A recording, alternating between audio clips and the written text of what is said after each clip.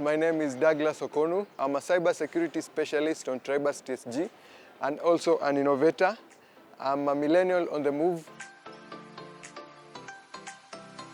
Cybersecurity is all about protecting data, making sure that data is not accessed by persons that are unauthorized, and also to retain its confidentiality.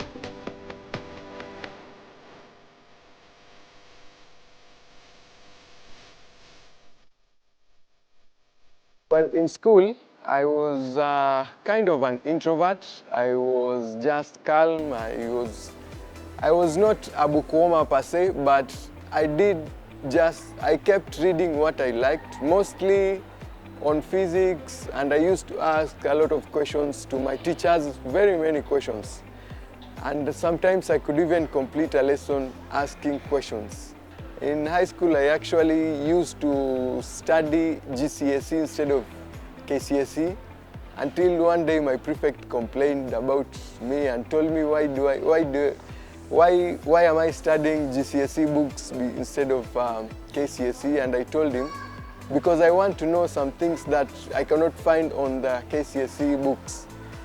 And that in some way made me not perform well in studies, but in the end, I realized that I need to do some things that I don't like just to excel so that I can earn a good place in the university, and that's what I did. I was never comfortable just seeing things work and not knowing how they work.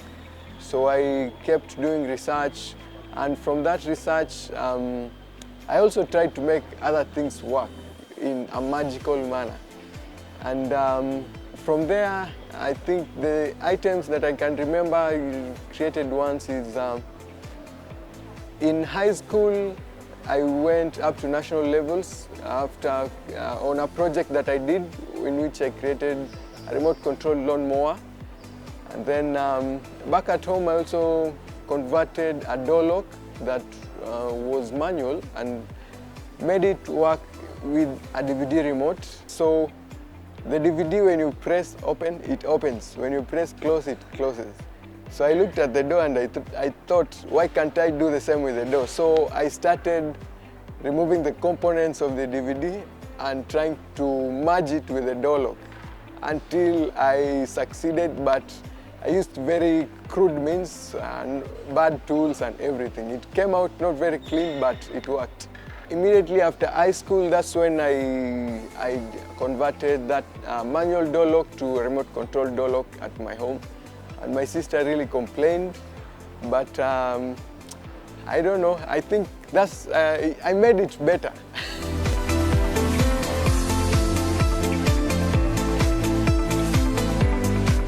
Parents, you really need to support your kids when you see some self-motivated intents that are happening.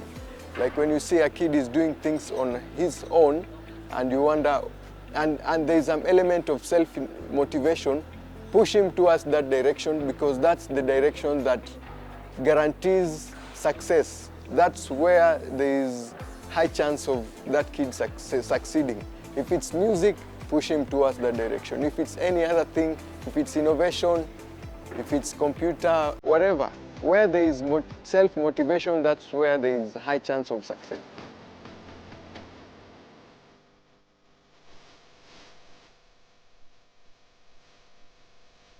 What I love most about innovation is the end result, because it works like magic.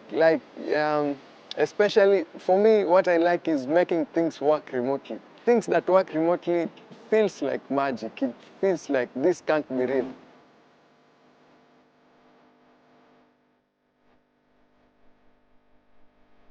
What I really wanted to pursue is mechatronics engineering, but my grades were not good enough to do mechatronics engineering.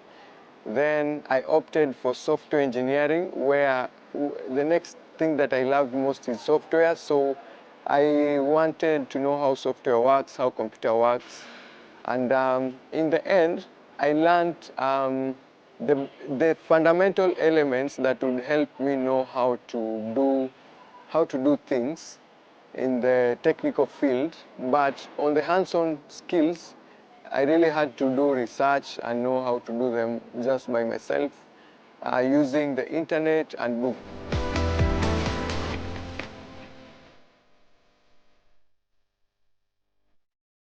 The qualities that help me to work on the innovation field is number one, curiosity. And undying curiosity is key because that's what drives you most. And number two, it's discipline in your own work.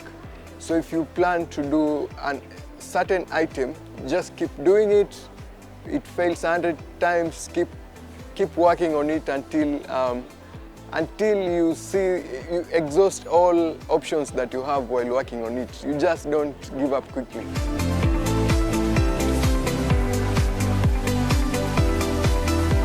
In my field of work and in my field of innovation, the world is very dynamic and it keeps changing. So what I do to keep up with the technologies is to keep doing research, keep innovating, do a lot of practice on what I learn so that I remain sharp and I remain relevant in the technology space. My newest innovation is a body-worn camera, and this is basically a camera that you'd wear on your body, and then it would stream audio and video to a remote location anywhere in the world, and this can be used by mostly the security.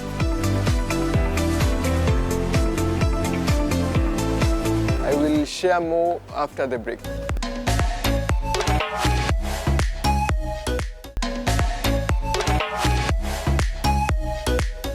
Innovation, I've done it for a very long time, and I wouldn't say I've done it professionally, but I've done it as more of a hobby than work. And that's what I do because of my curiosity. And I've done it since I was very young, since I was in high school. Yeah, so it has been a journey really.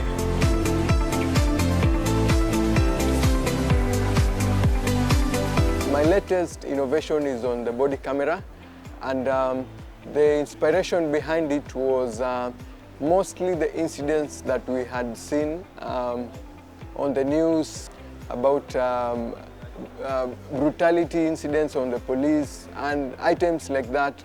And then, so when we saw such incidences, came to the office, we sat on a panel with my colleagues. We got to understand that we have all of the technical needs, and my boss was an ex-military person, so we embarked on creating the body camera so that we can reduce importing items to Kenya, and we can increase exports. We can export also even to other countries in Africa. This room is where we do our research and development, and this is where we develop the body cam. And so on my left, this is the first variant, and it was requested by the security at Two Rivers Mall, as you can see. It's a vest, it's in the form of a vest, all built in Kenya. This was built locally. And then the vest tries to mimic the one that is used in the military, because inside here you can put the armor, the plate, the bulletproof plates inside. So it records video and audio. We have the camera itself here with a screen. The screen is so that the customers coming to the mall would be able to know that they are being recorded. The feed is sent via 2.4 gigahertz to a security operations center, of which for us this is the one. And you can see the feed right here on the television. The feed is sent to the security operations center, and this is in real time, such that when an incident occurs, the whole security department would be alerted. So on my right hand side, we have the second variant, with which we designed it to be mountable on the helmet of maybe a paramedic or a backup team and such people. So the camera also has the transmission capability in real time. So the video is being recorded and is being sent to, as you can see here, as you can see on this small screen here, the video is being sent in real time. And one thing I'll have to mention is that this one was deployed for tests earlier this year, and as you can see on my third screen here, this is a video that we recorded showing that it worked and the prototype was successful. So at the top here, we have the guard searching the car, and at the bottom you can see this is a computer. This should be a security operations center, and what you can see on this video is what is happening here on real time. So this is a camera recording another camera in action.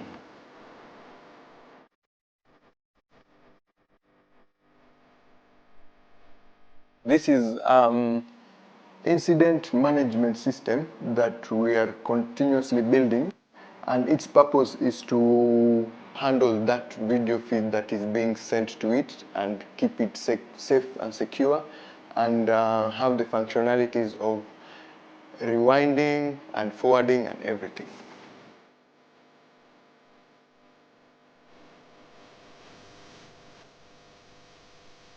The materials are many. We had to source for the batteries, we had to source for the main motherboard and the lens, and then we had to fabricate an enclosure. Around 80% of the materials we got them locally, but some like the board and the lens we had to import them. But from my understanding, a country like Rwanda is making phones, so we can ideally source them from Africa, because if they're making phones, they are able to produce the lenses, the camera lens and the board.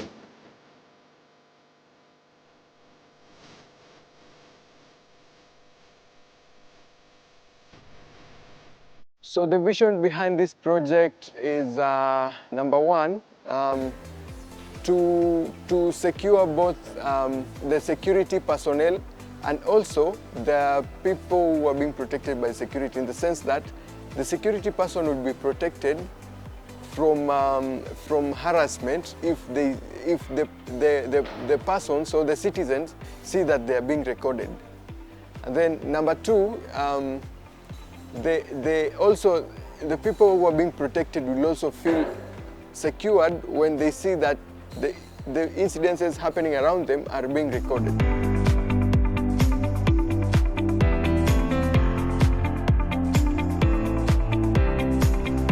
This project will help the industries and even people, mostly to collect evidence, and especially because this thing transmits the video and the audio directly to a remote center. The evidence collected cannot be tampered with.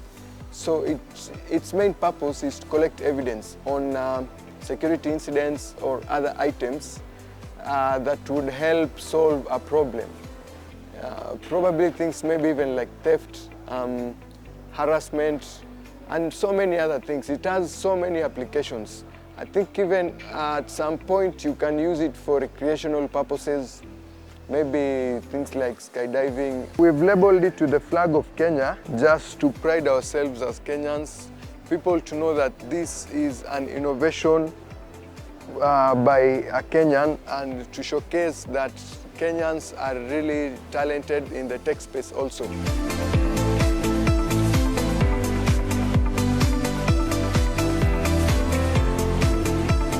At this point, the project is a proven concept by creating several prototypes, and this is where the government can chip in to provide the necessary materials and capability for us to start mass production. And through the mass production, employment will be created, and Also, that's where now, once we have the product, we can do exports to other countries and even bring more revenue to our country, Kenya. The cost of this product, we would have 3 variants. The first variant would be around 16,000 shillings. And its features is that it would have just the video and the audio. The second variant would be 24,000 shillings.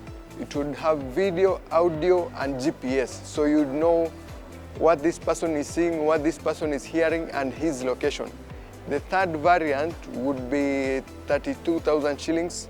It would have video, audio, GPS for location purposes, and oximeter for sensing oxygen levels on this person and the heart pulse rate of this person. So it has 5 things.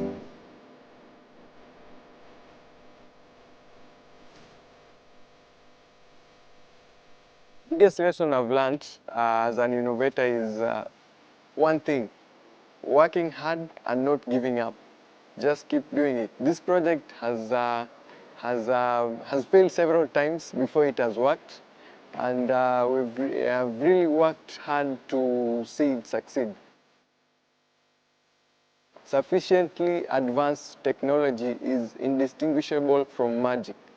That's my mantra. It keeps me going, and it keeps me inspired.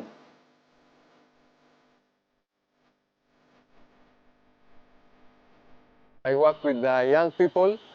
My team is comprised of mostly millennials, actually. And what I like most about that is the flexibility that comes with young people. We can work anytime, we can take breaks anytime we want. So that flexibility is really good because they're still young. Yeah, I enjoy it a lot. When I'm not innovating, when I'm not working, what I do is I take a break, I relax, I give my mind a break. So I like watching movies, I like swimming and just chilling, and that's how I spend my weekends mostly. On the innovation space, my mentor is Elon Musk. You can already guess that.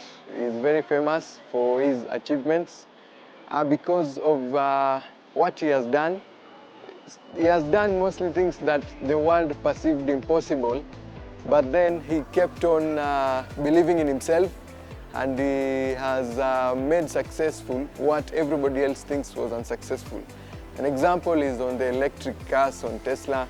Another example is reusing rockets. You know, when rockets are being sent to space, we forget all about it, but he has managed to reuse rockets.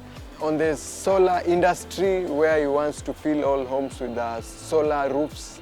So that's my mentor, because he's breaking what people say is impossible. My dream destination is to go to Silicon Valley in the US, because we have a lot of companies there that are on the innovation space. And what they do there is incredible. Things that you just see once you've never seen in your life are there. So that's my dream destination. In our country, the innovation space, as per my experience, is that there is very little support. People have a lot of dreams out here, people have the skill, but there is nothing that would hold them. There is no incubation, so with a little incubation, you will get to realize Kenya has a lot of innovative people, and the innovations that they come up with can really assist in our daily lives. My dream, in like 5 to 10 years to come in the future, I would like to have worked on the body cam to a level that it's acceptable by even other countries outside. And this dream can be achieved if we can get support probably from the government, because this is an innovation for Kenya, built and made by a Kenyan. So if we get that support, we can get to that dream. Where we go wrong is to push ourselves hard where we don't have passion. You need to push yourself hard where there is passion, because that's where you'll find a lot of motivation, and that's where you'll find success. So the wrong thing that we do is to try and work on something that you don't really like, and that causes you to lack motivation and basically low chances of success. I would advise upcoming innovators to keep doing their thing, not give up, keep working on the projects, keep working on the studio, and stay disciplined, and you will succeed.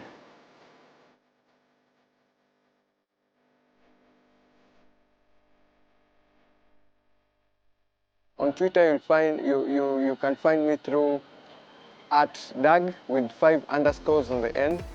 And I think my phone number, I'll also say it, 0705939584. That's how you can contact me. You can get to learn about the project and get more information.